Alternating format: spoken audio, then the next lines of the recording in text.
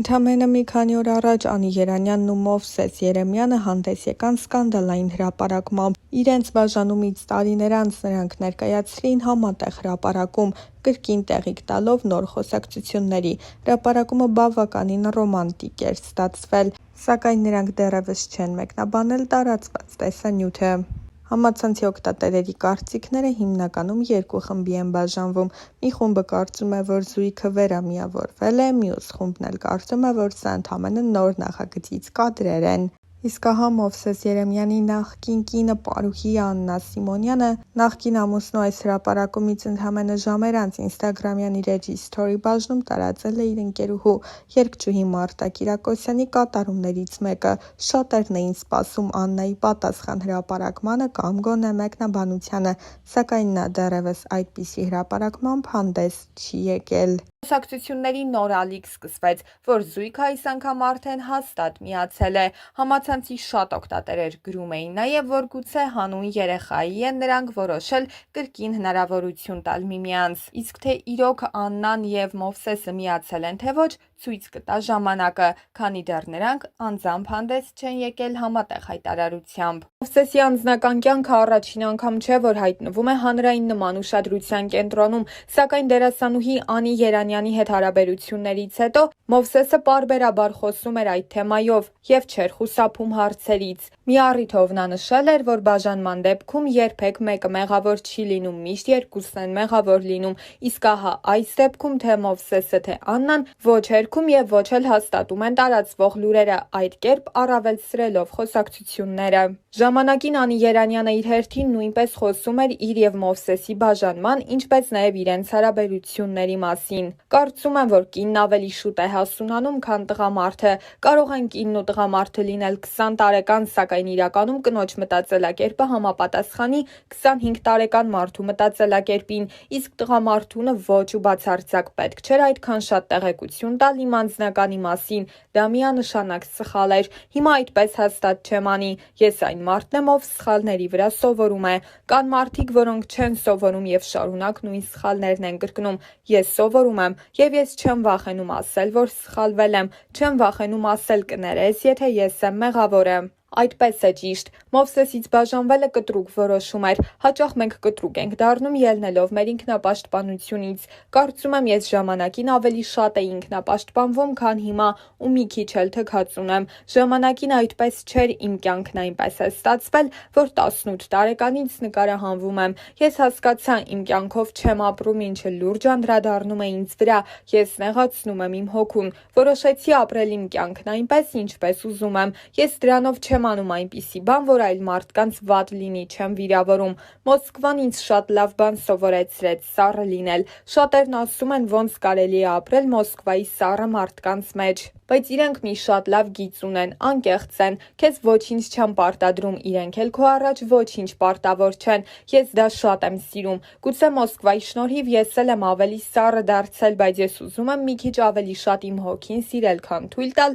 որ ուրիշներն իրենց լավ զգան։ Ինձ լավ չճանաչողները գուցե կարծում են մեծամտածել եմ, բայց ես կարող եմ հակառակն ասել։ Հիմա ավելի հաճախ եմ ժպտում, ավելի ջերմ եմ մարդկանց հետ։ Հոգեվիճակս ավելի հանգիստ է, ներսիս գույները շատացել են։ Ես գտել եմ ինձ ու կարողանում եմ մենակ երջանիկ լինել։ Առաջ այդպես չէր, ես չէի կարողանում մենակ երջանիկ լինել։ Եթե մենակ էի մնում, պետք է ընկերներիցս մեկի հետ շփվեի, հետաքրքրություն գտնեի։ Իսկ հիմա եկել եմ այն կետին, որ կարողանում եմ ինքս ինձ հետ ժամանակ անցկացնել ու դրանով երջանիկ լինել։ Երբեմն տեղի եմ տալիս արցունքներին, կարոտին, բայց ընդամենը մի քանի րոպե են տևում։ Ես հիմա տեղի եմ տալիս իմ էմոցիաներին ու դա շատ լավ է, որովհետև ժամանակին ես այդ մասին չէի խոսում։ Անգամ երբ մենակ էի լինում, զսպում էի հուզմունքս, որովհետև մտածում էի ես ուժեղ եմ, չպետք է լացեմ։ Հիմա հանգիստ թույլ եմ թողնում էմոցիաներս։ Եթե այս պահին հոգիս ուզում է լացել, պիտի լացի։ Եթե ուզում է զանգել, ասել մամ, ես քեզ կարոտել եմ, զանգելու է եւ ասի։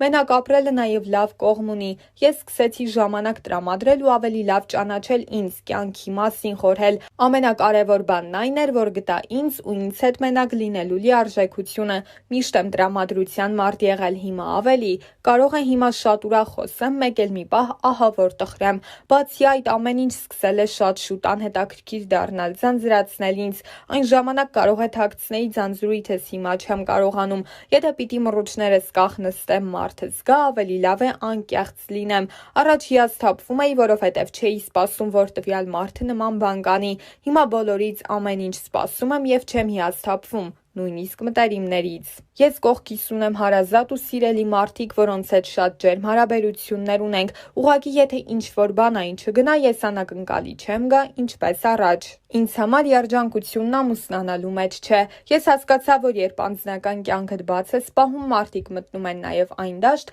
որը քոնն է, ասում են դե դու հանրային մարդ ես ու սկսում են մտնել այն տեղերը, որտեղ պետք չէ։ Դրա համար հասկացա, որ այնինչ իմն է, պետք է միայն ինձ պահեմ։ Երբ գա պահը, որ մարդիկ պետք է ինչ-որ բան իմանան, մարդիկ կիմանան այդ մասին։ Որպես դերասանուհի մարդիկ տեսնում են կամ չեն տեսնում իմ գործունեությունը, որպես մարդ տեղ կա այնքան, որքան ես եմ թույլ տալիս, մնացածն իմ կյանքն է, ինչպես կուզեմ կապրեմ։ Հենց այդ նույն շրջանում Մովսեսը և Աննան հիմնականում միասին էին ներկայանում այս կամ այն նախագծում, նրանց համատեղ նախագծերը բարձր դիտողականություն ունեին, իսկ սոցիալական ցանցերում արված հրապարակումները անմիջապես տարածվում էին ու բազմաթիվ հավանումների արժանանում։ Անի Երանյանը նույնպես շարունակում էր իր ստեղծագործական գործունեությունը, հանդես գալով մասնավորապես մի շարք վարկանշային նախագծերում։ Ինձ համար կարևորն այն է, որ կերպարս հետաքրքիր լինի, նրանից սովորելու բան ունենամ, նրան տալու բան ունենամ։ Ես երկարատև նախագծեր չեմ սիրում, որովհետև սկսում եմ ձանձրանալ,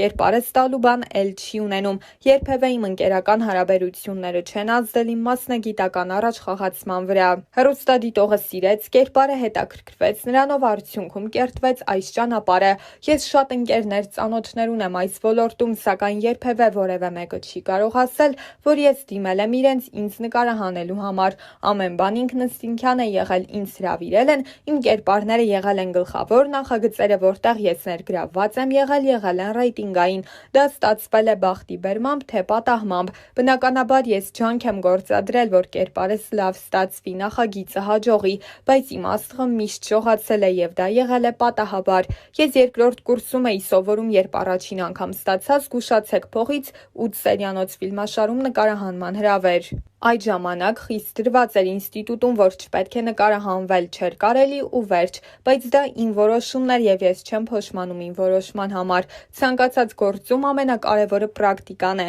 Կարևորագույն որոշումներն իմ կյանքում ես եմ կայացնում։ Նկարահանման որոշումը ևս բացառություն չէր, տարիքը կապ չունի այս պարագայում։ Եթե դու անում ես ինչ-որ գործ, դու ուզում ես ճանաչվել ու գնահատվել։ Ես երբեք չեմ ասել, թե գիտեք, ինձ համար կարևորն ամբողջ օրն աշխատելը և ճանաչված չլինելը։ Յուրաքանչյուր դերասան սկսում է այդ ամենը ճանաչման համար։ Ոչ մի դերասան կամ դերասանուհի չի սիրում չգնահատված և չճանաչված լինել։ Իհարկե կան դերասաններ, ովքեր տարիներ շարունակ աշխատել են, բայց իրենց դա ճանաչում չի բերել։ Եթե նրանց դա դուր է գալիս, ապա ինձ ոչ։ Առաջին հերթին ճանաչում, երկրորդ փորձ։ Անին Մոսկվա տեղափոխվելու 2 փորձ ունեցավ, առաջին անգամ չդիմացավ ու վերադարձավ, քանի որ այդ փուլում նրան Հայաստան կանչող կարևոր բան կար՝ անձնական հարաբերությունները։ Երբ երկրորդ անգամ Մոսկվա մեկնելու որոշում կայացրեց, մեկնեց ու մնաց։ Խոսակցություններ կային, որ այնտեղ դերասանուհուն պահող ամուր հիմք կար՝ կրկին անձնական հարաբերությունները։ Անին սակայն հերքել էր այս խոսակցությունները։